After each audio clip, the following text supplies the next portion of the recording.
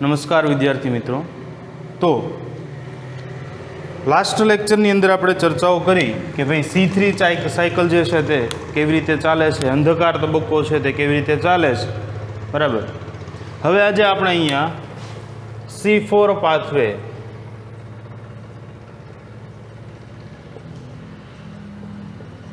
વિશે ચર્ચા કરવાની છે। C4 પાથવે જે છે તે હેચ સ્લેક પાથવે તરીકે પણ ઓળખવામાં આવે છે, બરાબર, અથવા તો હેચ સ્લેક તરીકે પણ ઓળખવામાં આવે છે। તો અહીંયા હેચ સ્લેક પાથવે શું કામ કહેવામાં આવે, હેચ સ્લેક પાથવે શું કામ કહેવામાં આવે, તો કે હેચ સ્લેક પાથવે એટલે કહેવામાં આવે છે કે ભાઈ ઘણા બધા વૈજ્ઞાનિકોએ અહીંયા ચર્ચાઓ કરી પણ ઊંડાણપૂર્વકની માહિતી જે છે તે હેચ અને સ્લેક નામના વૈજ્ઞાનિક દ્વારા આપવામાં આવી હતી, બરાબર। તો સૌપ્રથમ વખત C4 ચક્ર વિશે માહિતી આપનાર વૈજ્ઞાનિક કોણ, તો કે કોટ્સચેક અને હાર્ટ, બરાબર। કોટ્સચેક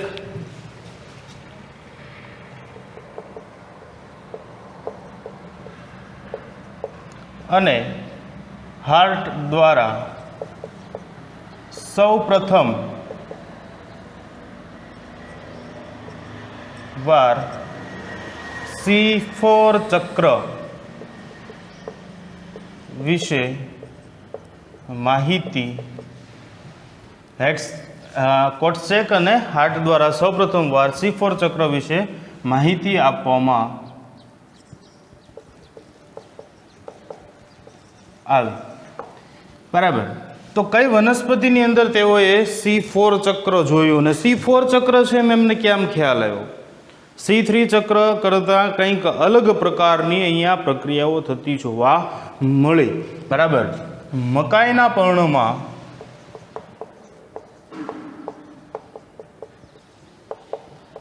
તેમણે પ્રથમ સ્થાયી નિપજ 4 કાર્બનયુક્ત એટલે કે C4 લખી દો અહીંયા, 4 કાર્બન યુક્ત ઓક્ઝેલો એસિટિક એસિડનું નિર્માણ થતા નિહાળ્યું, બરાબર। તો 4 કાર્બનયુક્ત પ્રથમ સ્થાયી નિપજ ઓક્ઝેલો એસિટિક એસિડ હોય ત્યારે આપણે કહીએ કે ભાઈ અહીંયા આ જે ચક્ર ચાલે છે તે C4 પ્રકારનું ચાલે છે, જ્યારે 3 કાર્બનયુક્ત પ્રાથમિક સ્થાયી નિપજ હતી એટલે કે પ્રાથમિક સ્થાયી નિપજ PP, બરાબર। C3 ચક્રની અંદર યાદ કરો PP તો ફોસ્ફોઇનોલ પાયરુવેટ 3 કાર્બનયુક્ત હતી, જ્યારે અહીંયા આ કેટલા કાર્બનયુક્ત છે, 4 કાર્બનયુક્ત છે। તો એક અંધકાર પ્રક્રિયા જ છે પણ અહીંયા કંઈક અલગ પ્રકારે ચાલતી જોવા મળે છે, તેથી આને C4 પ્લાન્ટ તરીકે ઓળખાય છે, C4 વનસ્પતિ તરીકે ઓળખાય છે। પ્રથમ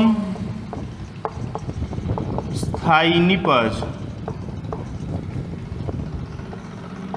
4 કાર્બન યુક્ત હોવાથી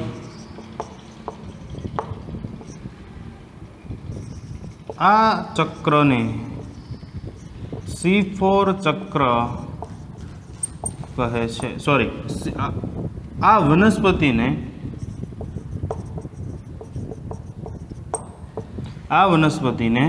C4 પ્લાન્ટ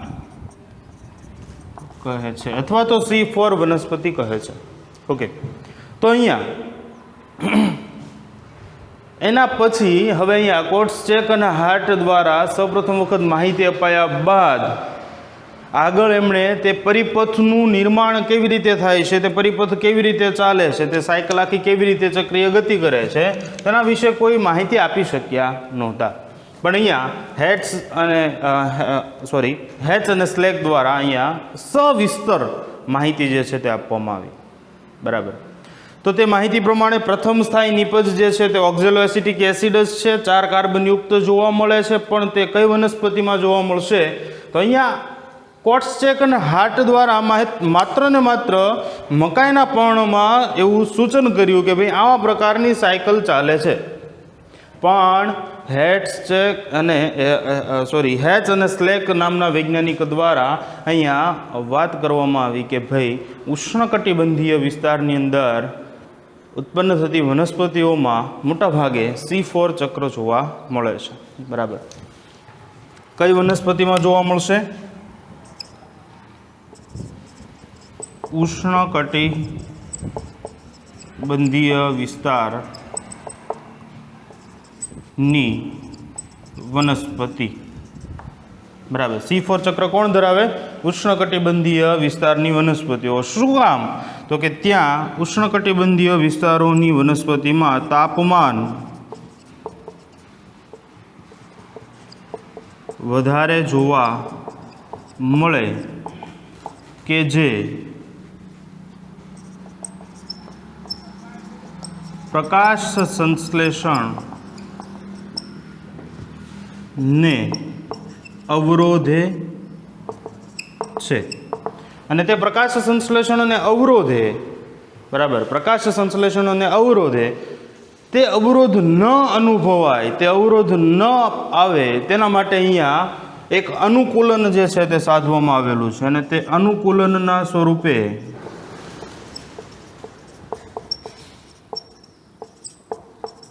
અહીં C4 ચક્ર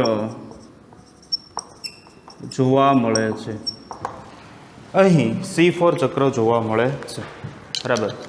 તો તે અનુકૂલન છે તે કેવા પ્રકારનું છે તેની ચર્ચાઓ અહીંયા કરીએ તો અનુકૂલનની અંદર મોટાભાગે અનુકૂલન જે છે તે પર્ણની અંદર જોવા મળશે, કારણ કે અહીંયા પ્રકાશ સંશ્લેષણ છે તે પર્ણ સાથે સંબંધ ધરાવે છે. બરાબર.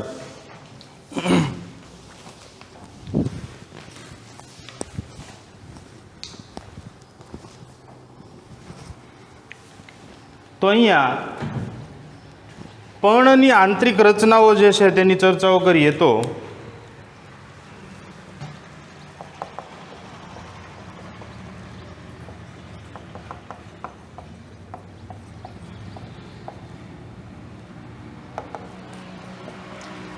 પર્ણની અંદર કેવા પ્રકારના ફેરફારો થયા અનુકૂલનો સધાના. બરાબર. C4 વનસ્પતિની અંદર તો પર્ણની આંતરિક રચના સમજવી અહીંયા બહુ જ ઇમ્પોર્ટન્ટ છે, કારણ કે બે કોષોના સપોર્ટથી અહીંયા પ્રકાશ સંશ્લેષણ છે તે ચાલતું જોવા મળશે. બરાબર. પર્ણની આંતરિક રચનાની વાત કરીએ તો ઉપરનું અધિસ્તર, ઉપરી અધિસ્તર, નીચેનું અધો અધિસ્તર, આ છે તે ઉપરી અધિસ્તર, અહીંયા નીચે અધો અધિસ્તર. બરાબર. કે અહીંયા ક્યાંક કંઈક આપણે વાયુરંધ્રની રચના છે તે દર્શાવી દઈએ કે પર્ણમાં ભાઈ અધિસ્તરના ભાગની અંદર વાયુરંધ્ર છે તે આવેલા જોવા મળે. બરાબર.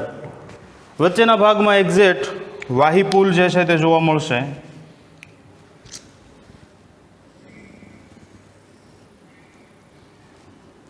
થોડુંક નાનું દર્શાવો, એનું કંઈ બહુ કાર્ય નથી અહીંયા અત્યારે. આ વાહિપુલ, વાહિપુલની અંદર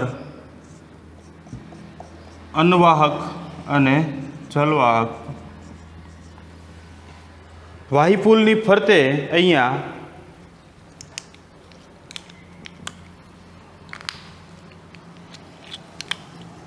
મોટા કોષો કે જેની કોષ દિવાલ મોટી આવેલી હશે, જાડી આવેલી હશે,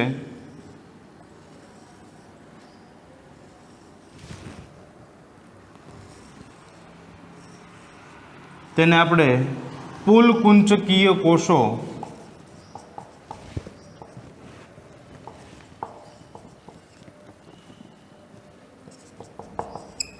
કહીએ. પુલકુંચકીય કોષો ને આપણે જો ઇંગ્લિશમાં કેવું હોય તો તેને આપણે bundle sheath cell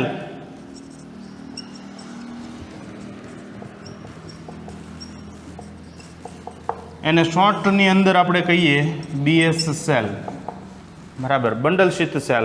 that is important, બરાબર, આપણા માટે ઇમ્પોર્ટન્ટ ભાગ છે કે જેમાં પુલકુંચકીય કોષો જે છે તે વાયુરંધ્ર વાહિપુલની ફરતે ફરતે આવેલા જોવા મળશે. હવે અહીંયા ઉપરના ભાગમાં અને નીચેના ભાગમાં મધ્યપર્ણના કોષો છે તે જોવા મળે. ઉપરની તરફ લંબોતક પેશીના કોષો જોવા મળશે, નીચેની તરફ શિથિલોતક પેશીના કોષો જોવા મળશે. વચ્ચે આંતરકોષીય અવકાશ જે છે તે શૂન્ય નહિવત પ્રમાણની અંદર જોવા મળે, બરાબર. એટલે અહીંયા આપણે જે છે એ કોષોનો આકાર જે છે તે ચોરસ ષટકોણ દર્શાવીએ છીએ કે આની અંદર મિનિમમ પ્રમાણની અંદર આંતરકોષીય અવકાશ છે તે જોવા મળશે.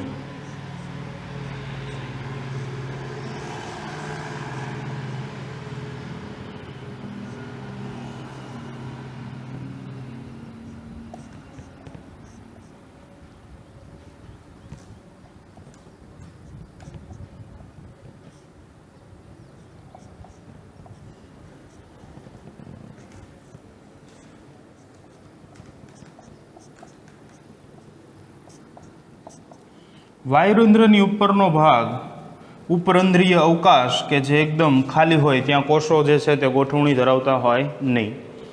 હવે આ જે છે એમાં ઉપરની તરફના કોષો આપણા લંબોતક પેશીના કોષો અને નીચેની તરફના છે તે શિથિલોતક પેશીના કોષો. લંબોતક અને શિથિલોતક છે એ બંને એક પ્રકારના કોષો છે કે જે બંને હરિત કણોતક પેશીનો જ પ્રકાર છે. એક લાંબા છે જેથી તેને લંબોતક કોષો કહેવાય અને એક છે એ થોડાક નાના હોય કે જેના કારણે તેને શિથિલોતક પેશીના કોષો કહેવાય. ઉપરની તરફ મોટા કોષો અને નીચેની તરફ નાના કોષો અહીંયા દર્શાવ્યા છે. ઓકે, હરિત કણોતક પેશી છે એ એક મૃદુતક પેશીનો પ્રકાર છે કે જેની અંદર હરિત કણો આવેલા હાજર હોય અને આવેલા હોય જેના કારણે હરિત કણોના કારણે ત્યાં તેને હરિત કણોતક પેશી તરીકે ઓળખવામાં આવશે, બરાબર. અહીંયા ઉપરની તરફ ક્યુટિકલનું આવરણ છે તે આવેલું હશે, નીચેની તરફ ક્યુટિકલનું આવરણ આવેલું હશે. ક્યુટિકલનું આવરણ, બરાબર. હવે મુખ્ય એક વાત છે અહીંયા ચાલુ થાય છે કે જ્યારે બંડલશીથ સેલ જે છે તે મધ્ય ભાગની અંદર આવેલા છે, વાહિપુલની ફરતે ફરતે આવેલા છે, જ્યારે અહીંયા લંબોતક અને શિથિલોતક એટલે કે મધ્યપર્ણ પેશીના કોષો છે. અને આખાને આપણે કહેવું હોય તો શું કહીશું? મધ્યપર્ણ પેશી. અને આખાને કહેવું હોય તો શું કહીશું? મધ્યપર્ણ પેશીના કોષો. તો અહીંયા મુખ્યત્વે મધ્યપર્ણ પેશીના કોષો છે તે ફરતે ફરતે આવેલા છે અને અહીંયા લંબોતક પેશીના અહીંયા પુલકુંચકીય કોષો છે તે મધ્ય ભાગમાં આવેલા છે. હવે અહીંયા મધ્ય ભાગમાં હોવાથી તેના ફાયદો શું થશે? તો કે તેનો ફાયદો એવો થશે કે ત્યાં તાપમાન ઓછું રહેશે, ટેમ્પરેચર કેવું રહેશે? ઓછું રહેશે. જ્યારે અહીંયા મધ્યપર્ણ પેશીના કોષોની અંદર ટેમ્પરેચર કેવું રહેશે? વધારે રહેશે, બરાબર. પ્લસ અહીંયા તાપમાન ઓછું રાખવા માટે બંડલશીથ સેલ એટલે કે BS સેલના કોષોની અંદર એક મહત્વની બીજી લાક્ષણિકતા કે જેની સેલ વોલ છે તે કેવી છે? જાડી છે, બરાબર. સેલ વોલ અહીંયા જાડી જોવા મળશે, બરાબર. તો તેના મુદ્દાઓ છે તે અહીંયા લખીએ થોડાક.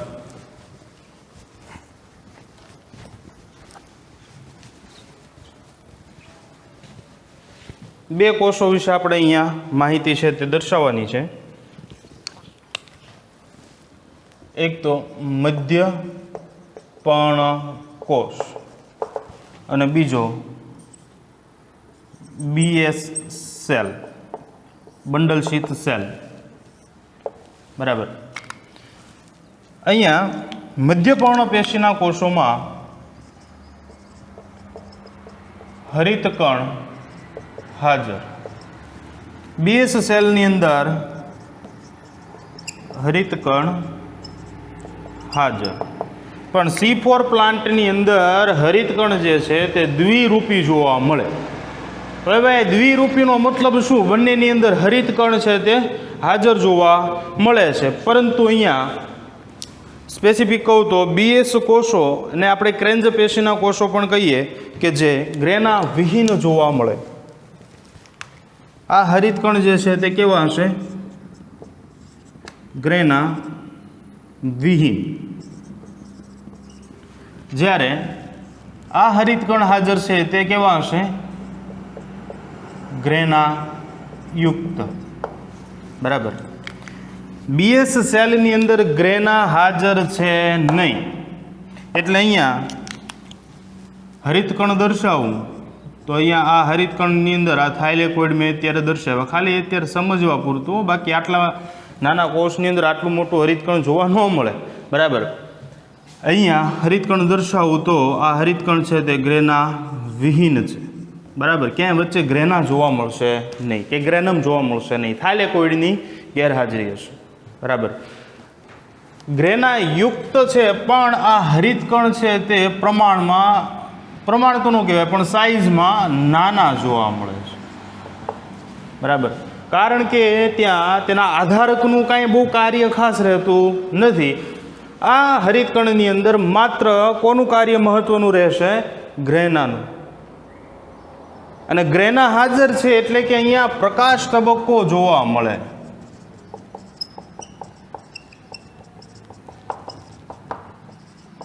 પ્રકાશ તબક્કો હાજર. આ ગ્રેના વિહીન છે પણ આ હરિતકણ થોડાક મોટા જોવા મળશે, પરંતુ પ્રકાશ તબક્કો ગેરહાજર. પ્રકાશ તબક્કો જોવા મળતો નથી. બીજી વાત કરું તો પ્રકાશ તબક્કો હાજર છે કે જેના કારણે O2 મુક્ત થશે. બરાબર. અહીંયા પ્રકાશ તબક્કો ગેરહાજર છે જેના કારણે O2 મુક્ત થતો નથી. O2 મુક્ત થતો નથી.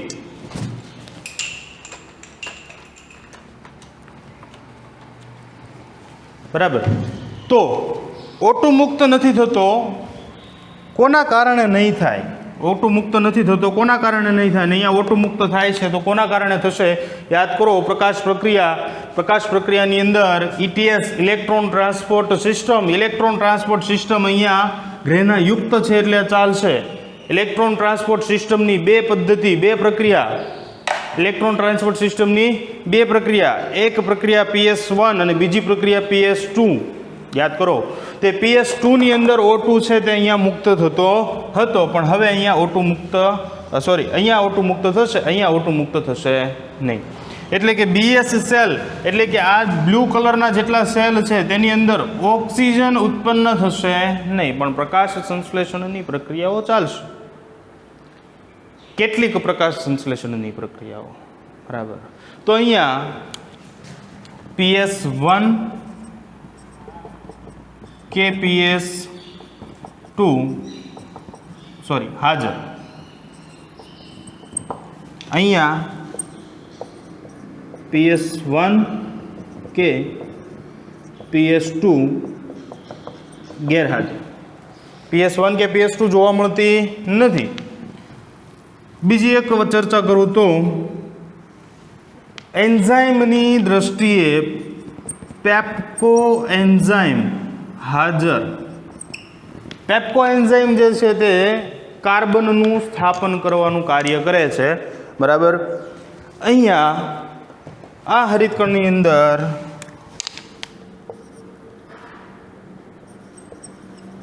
રુબિસ્કો એન્ઝાઇમ હાજર. રુબિસ્કો એન્ઝાઇમ પણ અહીંયા CO2 ના સ્થાપનનું કાર્ય કરશે. અહીંયા પણ પેપ્કો એન્ઝાઇમ છે તે CO2 ના સ્થાપનનું કાર્ય કરશે. ભાઈ બે CO2 ના સ્થાપનનું કાર્ય કરે તો ભાઈ રુબિસ્કો એન્ઝાઇમ મોટા પ્રમાણમાં હાજર જ છે વનસ્પતિમાં, તો અહીંયા શું કામ પેપ્કો એન્ઝાઇમની જરૂર પડી? બરાબર. તો અહીંયા શું કામ પેપ્કો એન્ઝાઇમની જરૂર પડી? તો ખાસ યાદ રાખજો મિત્રો કે ભાઈ પેપ્કો એન્ઝાઇમ ક્યાં હાજર છે? મધ્ય પર્ણપેશીના કોષોમાં, કે જ્યાં તાપમાન કેવું છે? વધારે. અહીંયાની કન્ડિશન કેવી હશે? તાપમાન વધુ હશે. અહીંયાની કન્ડિશન કેવી હશે? તાપમાન ઓછું હશે. બરાબર. તો યાદ કરો, મેં તમને આગળ એક ચર્ચા કરી હતી રૂબિસ્કોની અંદર કે રૂબિસ્કો એન્ઝાઇમ બે પ્રકારનું કાર્ય કરે. એનું ફૂલ ફોર્મ આપણને ખ્યાલ છે, આરયુબીપી કાર્બોક્સિલેઝ ઓક્સિજનેઝ. આરયુબીપી કાર્બોક્સિલેઝ ઓક્સિજનેઝ. બરાબર. કે જે CO2 નું સ્થાપન કરે અને ઓક્સિજનેઝ થાય. તો અહીંયા ઓક્સિજનેઝ દ્વારા પ્રક્રિયા થાય તો O2 નું સ્થાપન થાય. હવે ભાઈ ક્યારે અહીંયા CO2 નું સ્થાપન થાય ને ક્યારે ઓક્સિજનનું સ્થાપન થાય? તો જ્યારે કાર્બન ડાયોક્સાઇડનું પ્રમાણ વનસ્પતિની અંદર ઓછું અને તાપમાન વધારે એવી પરિસ્થિતિઓ જ્યારે સર્જાય ત્યારે ત્યાં રૂબિસ્કો એન્ઝાઇમ છે તે કાર્બનનું સ્થાપન કરવાનું શરૂ કરી દે છે. બરાબર. તો અહીંયા ઓક્સિજનનું સ્થાપન ક્યારે થાય? તો કે તાપમાન જ્યારે વધારે અને ઓક્સિજનનું પ્રમાણ જ્યારે વધુ, CO2 નું પ્રમાણ જ્યારે ઓછું, ત્યારે ત્યાં તે ઓક્સિજનનું સ્થાપન કરવાનું ચાલુ કરશે. બરાબર. તો અહીંયા લખી દઉં, આનું સ્થાપન ક્યારે થાય? તો કે તાપમાન વધુ, CO2 ઓછો. આનું સ્થાપન ક્યારે થાય? તો કે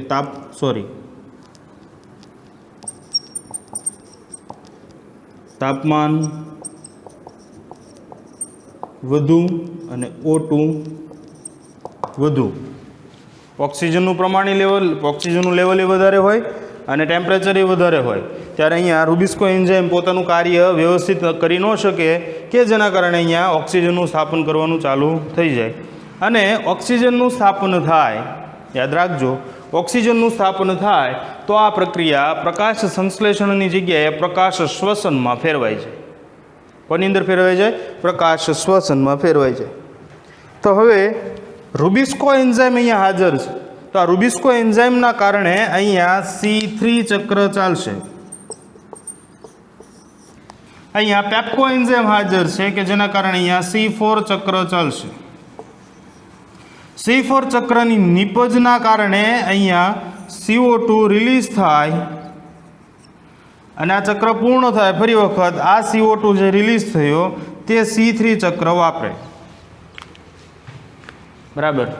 તો આ C4 ચક્ર ક્યાં ચાલે છે? મધ્યપર્ણકોષની અંદર. મધ્યપર્ણકોષની અંદર C4 ચક્ર ચાલે, CO2 રિલીઝ થાય, તે CO2 બંડલ શીથ સેલની અંદર દાખલ થાય, એટલે કે BS સેલની અંદર દાખલ થાય. તો BS સેલમાં CO2 દાખલ થયા બાદ તે CO2 C3 ચક્ર ચાલવા માટે જવાબદાર છે.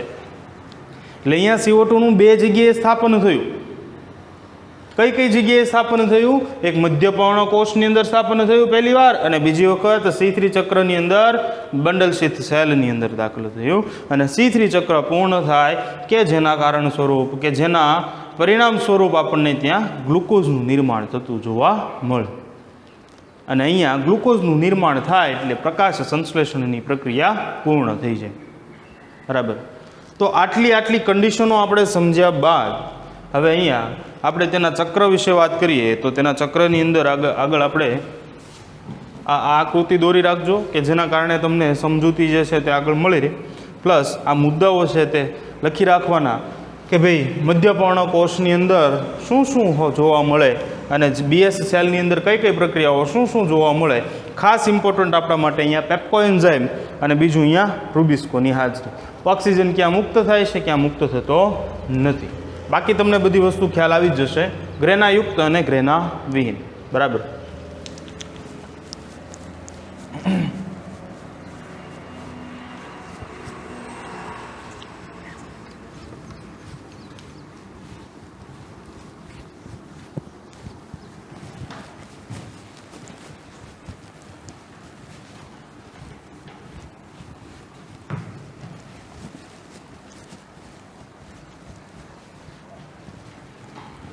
તો અહીંયા હવે આગળ આપણે પ્રક્રિયા જોઈએ. તો પ્રક્રિયાની અંદર आकृति द्वारा ज समझीए तो पहला आकृति दौरी दीए।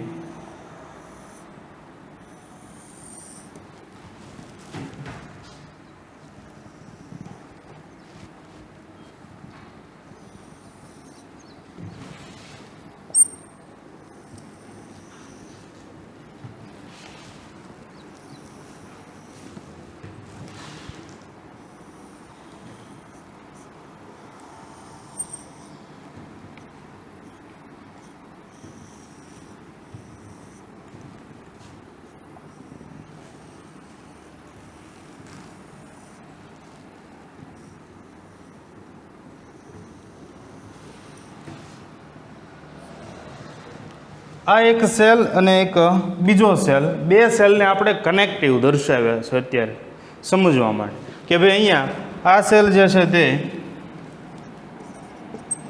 मध्यपर्ण कोष छे अने ज्यारे आ सेल छे ते अहींया बीएस सेल छे, बीएस कोष छे अथवा तो तेने पुलकुंचुकीय कोष तरीके पण कहीए अथवा तो तेने क्रेंज पेशीनो कोष पण कहेवाय।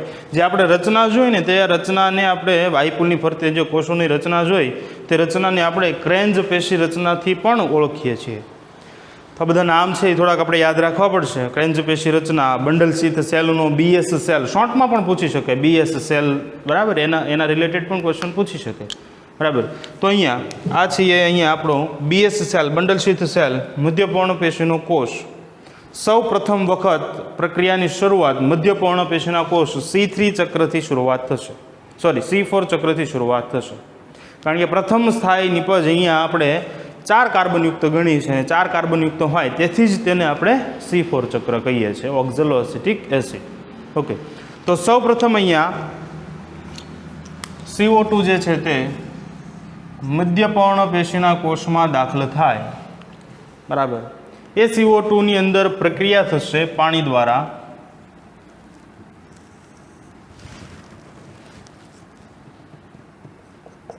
H2O द्वारा प्रक्रिया थाय, हाइड्रोजन अहींया मुक्त थाय, एक 1 हाइड्रोजन, अने अहींया HCO3 नुं निर्माण थाय, बायकार्बोनेट आयन, बराबर। ते प्रक्रिया जे छे ते अहींया कोना माध्यमथी थशे, क्या उत्सेचकनी हाजरीमां थाय छे, तो के अहींया कार्बोनिक एनहाइड्रेज, कार्बोनिक एनहाइड्रेज उत्सेचकनी हाजरीमां प्रक्रिया थाय। HCO3 छे ते मात्र अहींया प्रथम प्रक्रिया पूर्ण थई, मात्र अहींया HCO3 जे छे ते ज हवे अहींया मेन प्रक्रिया CO2 नुं स्थापन थयुं। कोनी साथे स्थापन थयुं, तो के PEP फॉस्फोइनोल पायरुवेट साथे स्थापन थयुं।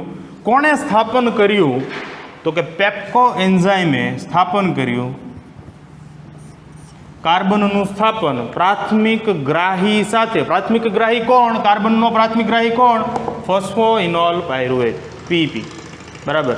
તો અહીંયા PEP સાથે કાર્બનનું સ્થાપન થાય કે જેના પરિણામ સ્વરૂપ પ્રથમ ઓક્ઝેલોએસિટિક એસિડ નિપજ મળે છે, અને ઓક્ઝેલોએસિટિક એસિડ છે તે 4 કાર્બનયુક્ત જોવા મળે, 4C, बराबर। PEP फॉस्फोइनोल पायरुवेट है ते 3 कार्बनयुक्त निपज है ते सॉरी प्रक्रियक है ते जोवा मळशे, बराबर।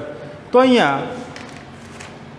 ज्यारे ऑक्ઝેલોએસિટિક एसिडનું निर्माण थई गया बाद ऑक्ઝેલોએસિટિક एसिड है ते CO2 નું फिक्सेशन करे छे, अने CO2 ना फिक्सेशन बाद त्यां मेलेटનું सर्जन थाय छे, बराबर। ऑक्ઝેલોએસિટિક एसिड है ते CO2 फिक्सेशन दर्शावे, अने CO2 फिक्सेशन दर्शावे एना कारणे अहींया मेलेट उत्पन्न थाय, अने मेलेट पण अहींया 4 कार्बनयुक्त घटक छे के जेनी पासे 4 कार्बन जोवा मळे। हवे ते मेलेट बनी गया बाद हवे मेलेट ट्रांसफर थशे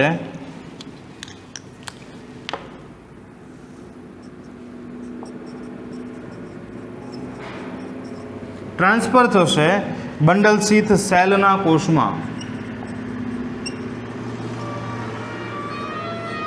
તે મેલેટ જે છે તે અહીંયા બંડલ શીથ સેલમાં ટ્રાન્સફર થઈ ગયા બાદ તેની અંદર ડીકાર્બોક્સિલેશનની પ્રક્રિયા થાય અને તે ડીકાર્બોક્સિલેશનની પ્રક્રિયા દરમિયાન કાર્બન છે અહીંયાથી મુક્ત થાય, કાર્બન છે અહીંયાથી છૂટો પડે. કઈ પ્રક્રિયા થશે? ડીકાર્બોક્સિલેશન. અને તે ડીકાર્બોક્સિલેશનની પ્રક્રિયા દરમિયાન CO2 અહીંયાથી રિલીઝ થાય. બરાબર, CO2 ત્યાંથી રિલીઝ થાય પ્લસ અહીંયા હાઇડ્રોજનના 2 મોલેક્યુલ રિલીઝ થશે અને હાઇડ્રોજનના 2 મોલેક્યુલ રિલીઝ થાય તે NADP દ્વારા ગ્રહણ કરવામાં આવે અને NADPH H+, બરાબર, એક હાઇડ્રોજનને ગ્રહણ કરે, 1 ઇલેક્ટ્રોનની વેકન્સી હોય ત્યારે 2 ઇલેક્ટ્રોનની વેકન્સી હોય તો અહીંયા 2 હાઇડ્રોજનને ગ્રહણ કરે અને NADPH2 બનાવે.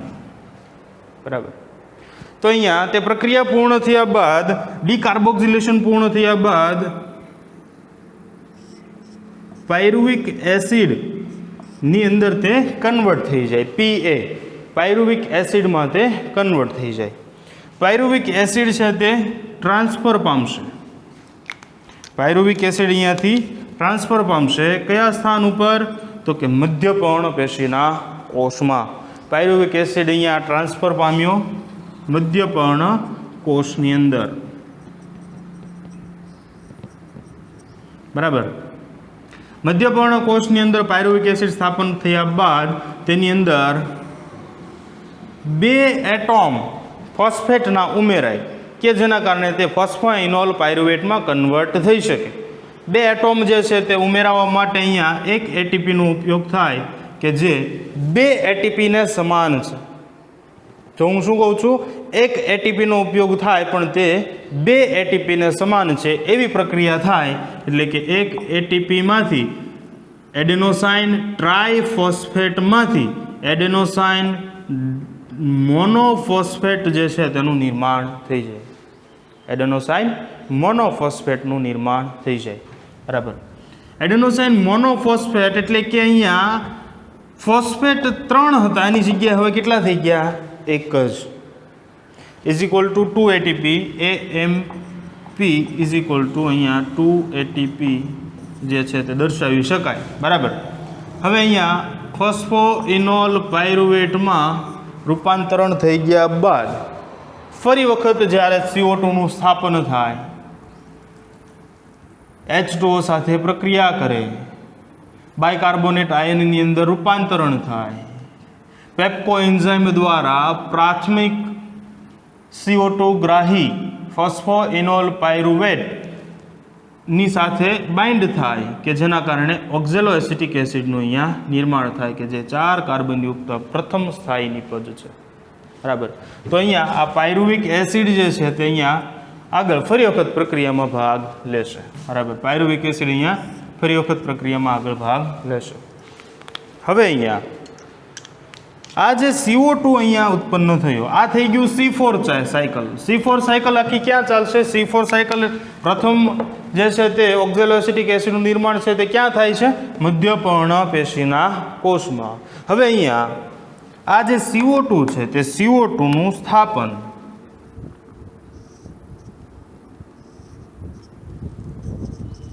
RuBP સાથે થાય. કોની હાજરીમાં થશે? રૂબિસ્કોની હાજરીમાં થતું જોવા મળશે. રૂબિસ્કો એન્ઝાઇમની હાજરીમાં થતું જોવા મળશે. પ્રથમ સ્થાયી નિપજ અહીંયા ઉત્પન્ન થાય બાદમાં અહીંયા આખું જે C3 સાયકલ છે તે ચાલે. C3 સાયકલ ચાલે. બરાબર, સોરી, અહીંયા પ્રથમ સ્થાયી નિપજ PGA ફોસ્ફોઇનોલ પાયરુવેટ નહીં, સોરી અહીંયા લખી જ દઉં તમને કે પ્રથમ સ્થાયી નિપજ PGA છે. આગળ મિસ્ટેકથી મારે બોલાઈ ગયું છે ફોસ્ફોઇનોલ પાયરુવેટ, પણ અહીંયા આપણે સમજી લઈશું કે ભાઈ PGA અથવા તો એને 3-PGA પણ આપણે કહી શકીએ. બરાબર, તો અહીંયા PGA આપણી પ્રથમ સ્થાયી નિપજ ઉત્પન્ન થયા બાદ આખું ચક્ર પૂર્ણ થાય અને છેલ્લે અહીંયા શુગર એટલે કે ગ્લુકોઝનું નિર્માણ થતું જોવા મળે. આ મેં બહુ અહીંયા શોર્ટમાં લખી દીધી પણ આપણે આગળ ભણી ગયા છીએ C3 ચક્ર. બરાબર, તો અહીંયા C3 ચક્ર જે છે તે ક્યાં ચાલતું જોવા મળે છે? BS સેલમાં બંડલ શીથ સેલની અંદર. જ્યારે C4 ચક્ર ક્યાં ચાલતું જોવા મળે? મધ્યપર્ણ પેશીના કોષમાં. C3 ચક્ર અહીંયા બંડલ શીથ સેલમાં શું કામ ચાલે તો કે અહીંયા કાર્બનનું રૂબિસ્કો સાથે આરયુબીપી સાથે બાઇન્ડ કરવા માટે રૂબિસ્કો એન્ઝાઇમની જરૂરિયાત પડે. હવે રૂબિસ્કો એન્ઝાઇમ છે તે બે પ્રકારના કાર્ય કરે છે, કાર્બનનું સ્થાપન કરવાનું અને ઓક્સિજનનું સ્થાપન કરવાનું. તો અહીંયા કાર્બનનું સ્થાપન કરશે, બરાબર, કોણ? રૂબિસ્કો. રૂબિસ્કો અહીંયા કાર્બનનું સ્થાપન કરી શકે છે કે જેના કારણે અહીંયા શું કામ કરી શકે છે? ટેમ્પરેચર ઓછું છે, બરાબર, એથી તે કાર્બોક્સિલેશનનું કાર્ય કરશે અને અહીંયા CO2નું સ્થાપન કરશે. એથી અહીંયા C3 ચક્ર ચાલે છે, બરાબર. તો અહીંયા સુગરનું નિર્માણ છે તે અહીંયા પોસિબલ બને છે. તો આખું જે છે એ આપણું C4 સાયકલનું ચક્ર છે તે ચક્રવાઇઝ વાત પૂર્ણ થઈ. 4 તબક્કાઓની અંદર પ્રક્રિયાઓ થાય. પહેલાં CO2 ગ્રહણ કરવામાં આવે, CO2 ને મેલેટમાં કન્વર્ટ કરવામાં આવે, બરાબર. મેલેટ જે છે તે અહીંયા પાયરુવિક એસિડમાં કન્વર્ટ થાય, પાયરુવિક એસિડ પુનઃ PEPનું નિર્માણ કરે. C3 ચક્ર BS સેલની અંદર છેલ્લે ઇનિશિએટ થાય અને ત્યાં સુગરનું નિર્માણ થઈ જાય. હવે અહીંયા પ્રકાશ શ્વસનના ચાન્સીસ કેટલા? તો C4 વનસ્પતિની અંદર પ્રકાશ શ્વસનના 0% ચાન્સીસ કરી. કારણ કે અહીંયા જો ખાસ ધ્યાન આપજો, અહીંયા ગ્રેના વિહીન BS સેલની અંદર ગ્રેના વિહીન હરિતકણ છે, જ્યારે અહીંયા ગ્રેના યુક્ત હરિતકણ છે, બરાબર. તો કયા સેલની અંદર પ્રકાશ શ્વસનની પ્રક્રિયા બની શકે? તો આપણને ખ્યાલ છે કે ભાઈ જ્યાં રૂબિસ્કો એન્ઝાઇમ હાજર હોય, ઓક્સિજનનું સ્થાપન કરી શકે એવો એન્ઝાઇમ હાજર હોય ત્યાં પ્રકાશ શ્વસન થઈ શકે, અધરવાઇઝ પ્રકાશ શ્વસન થઈ શકે નહીં. તો આ પ્રકાશ શ્વસન જે છે તે અહીંયા BS સેલની અંદર જ માત્ર જોવા મળે. પણ અહીંયા BS સેલમાં ગ્રેના વિહીન હરિતકણ છે કે જેના કારણે અહીંયા ઓક્સિજન ઉત્પન્ન થશે નહીં. અહીંયા ઓક્સિજન ઉત્પન્ન થશે.